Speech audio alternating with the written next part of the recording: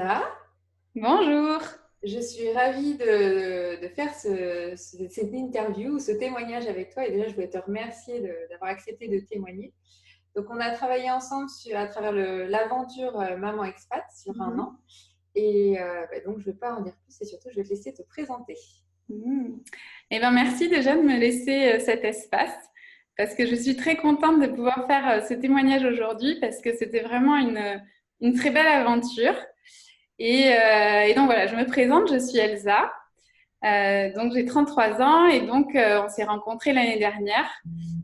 Donc moi, je venais juste d'arriver à Aberdeen un mois avant. Et donc, j'étais en période de qu'est-ce que je vais faire de ma vie dans cette nouvelle expatriation. Donc, je suis psychomotricienne et sophrologue à la base. Et donc, je m'étais dit, voilà, je suis arrivée à Aberdeen en me disant, bah, je vais faire mon métier, voilà, comme j'ai fait dans les autres expatriations. Et sauf qu'en fait, j'ai un peu déchanté au moment où j'ai appris que la crèche, c'était très, très cher. Et donc, maman d'un petit qui avait alors un an, enfin bientôt, enfin voilà, un peu moins d'un an, je me suis dit que voilà, je sais pas comment j'allais faire, voilà, d'être maman et de travailler en même temps. Je savais pas trop comment j'allais gérer tout ça. Et donc là, Anne est arrivée.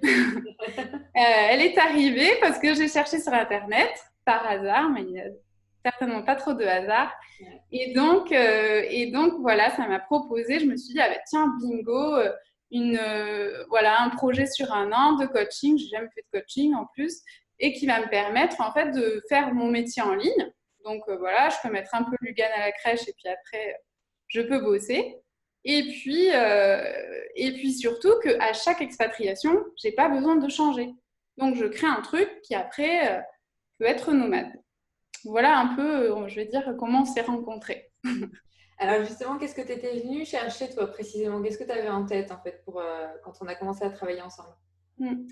Moi, c'était vraiment d'avoir des outils concrets pour pouvoir être en ligne, donc avoir voilà, de l'aide sur comment faire mon site internet, comment communiquer en ligne, voilà, comment créer ma communauté et voir un peu comment cibler mon projet, quoi. Je savais pas trop comment faire, donc c'était plus ça, je pensais comment créer mon projet en ligne pour pouvoir après facilement tous les 3 ans bouger et que ma patientèle ne change pas. La Mhm. patientèle, clientèle. Ouais, ouais, d'accord. Mm. Et alors, pourquoi tu avais décidé de travailler avec moi? Alors pourquoi? Je pense que c'était le fait j'avais apprécié en fait qu'il y ait quelque chose de gratuit en fait, donc de pouvoir en fait te rencontrer comme ça et avoir déjà des idées en fait suite à. Alors, je sais plus comment tu l'appelles en fait, c'était une La formation gratuite? conférence en fait sur. Le webinaire, ouais. Ouais, voilà. Et puis, du coup, j'avais déjà des petites réponses.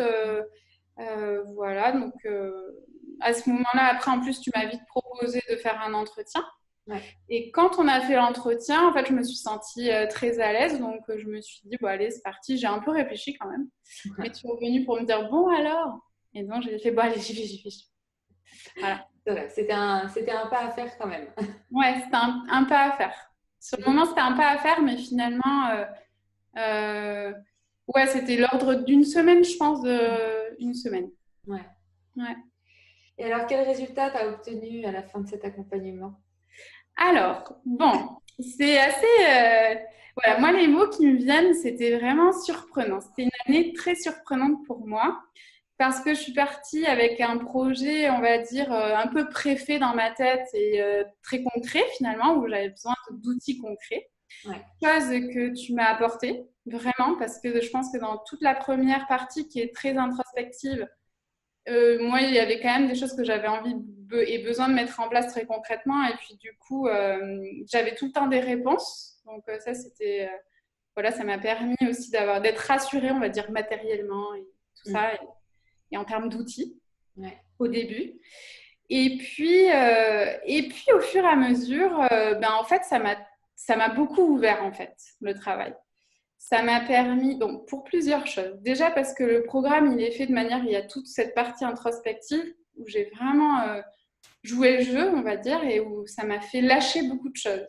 Ouais. Parce que, du coup, voilà, je pense que longtemps, en fait, je me suis posée comme je suis psychomote, je suis sophrologue et j'ai été formée de telle et telle manière. Et en fait, là, ça venait tellement chercher un projet de cœur, un projet qui nous ressemble, un projet qui fait vibrer vraiment qui on est, notre âme, que du coup, au bout d'un moment, il a fallu lâcher un peu tout ça. Et du coup, l'accompagnement m'a permis petit à petit, je ne m'en suis pas rendu compte, mais au bout d'un an, je peux le dire aujourd'hui, m'a permis petit à petit de lâcher tout ça. Et du coup, mon projet aujourd'hui, quelque part, n'a rien à voir avec celui que j'étais partie l'année dernière. Ouais. Voilà. Donc, il y avait ça. Et il y a une autre chose aussi, c'est le groupe. C'est-à-dire que le groupe, c'est un groupe, on va dire, avec des personnalités très différentes. Et du coup, dans nos différences, on a eu quelque chose de très humain et de bienveillant et qui fait que ça a vraiment transcendé et mis de la sécurité aussi sur tout ce qui pouvait se jouer pour chacune. Et notamment, en tout cas, pour moi, et j'en profite aussi pour remercier le groupe, parce que du coup, voilà, ce que je suis aujourd'hui, c'est aussi grâce au groupe et grâce à Anne. Donc, en tout cas, ça, voilà, il y a ça qui est important. Super. Et ça a été quoi pour toi peut-être la plus grande prise de conscience finalement?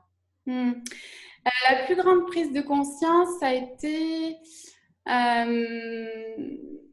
peut-être de me cacher un peu derrière des formations. Et du coup, d'oser aller chercher un peu plus, oui, mais ok, mais qu'est-ce que je veux vraiment, qui je suis et qu'est-ce que j'ai envie d'apporter au monde. Ouais. Voilà, donc ça a été une première chose. Et puis, la plus grande prise de conscience, là, c'est la plus belle, c'est qu'il y a un an, tu m'aurais dit je serais épanouie en cherchant à avoir du temps à la maison et en étant pleinement présente à la maison et que ça peut faire partie de ton projet au-delà de professionnel, de ton projet de vie et de ta mission de vie. Je n'y aurais pas cru. Et parce que justement, dans ma cliente idéale, c'était femme active, etc., etc. Et je me sens toujours aussi active. Je me sens toujours autant proche d'une profession, d'avoir quelque chose à faire sur cette terre. Mais par contre, voilà, c'est comme si je pouvais être confiante et sereine dans ce que je vis aujourd'hui. Et je me sens pleinement présente en fait dans mon projet, que je peux même plus appeler projet professionnel parce que ça se marie tellement entre ma vie personnelle, ma vie professionnelle. Mais c'est quelque part d'être de plus en plus en vibration avec ma mission de vie.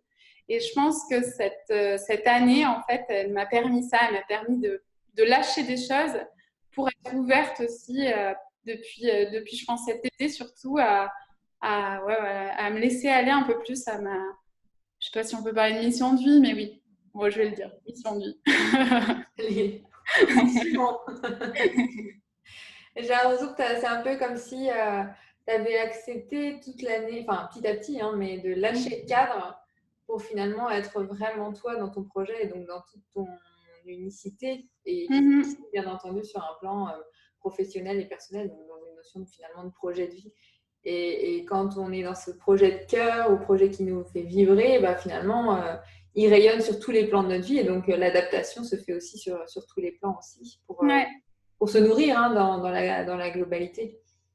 Et moi, j'ai vécu une belle aventure avec toi aussi, de te voir t'ouvrir comme ça au fur et à mesure, sortir du cadre, accepter de laisser ce cadre aussi de ce côté-là et de faire ce projet qui pourrait avoir été très très déterminé en amont avec justement la psychomote et puis la sophro, et d'aujourd'hui finalement être vraiment le tien, vraiment celui qui est dans ton cœur, dans tes tripes, et dans lequel tu vas vraiment mettre tout ce que tu es toi, quoi, et pas uniquement deux formations, même si elles sont importantes, mais deux formations qui étaient présentes au début. Ouais, c'est exactement ça.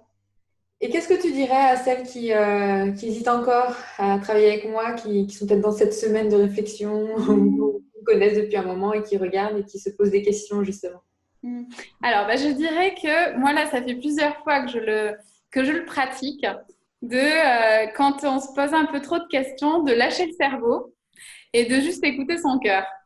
Et à ce moment-là, voilà, quand je m'imagine dans le truc, qu'est-ce qui me fait vraiment vibrer, vers quoi j'ai envie d'aller, et à un moment de ne pas trop réfléchir au sous, au temps, ce qu'il faudrait faire, à ce que Nani, à ce qu'on attend de moi, ce qu'il faudrait faire pour la famille.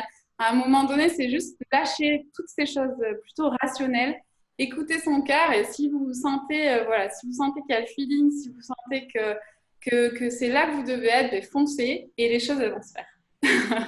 Donc voilà. Ça résume bien l'année qu'on a vécue ensemble, effectivement. Non, non, mais exactement. Mais après, je l'ai pratiqué plusieurs fois. J'ai pratiqué un an et puis je le repratique souvent et ça marche. C'est vrai. Et je crois qu'effectivement, comme tu dis, la notion de feeling, elle est importante hein, pour être partenaire, parce que c'est ce qu'on a été hein, pendant un an.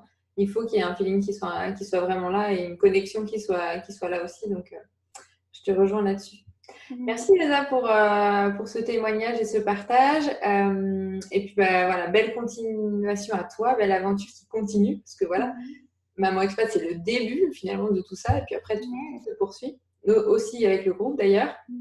Et puis de toute façon, on reste en contact et je te souhaite une belle aventure. À bientôt. Merci beaucoup, à bientôt.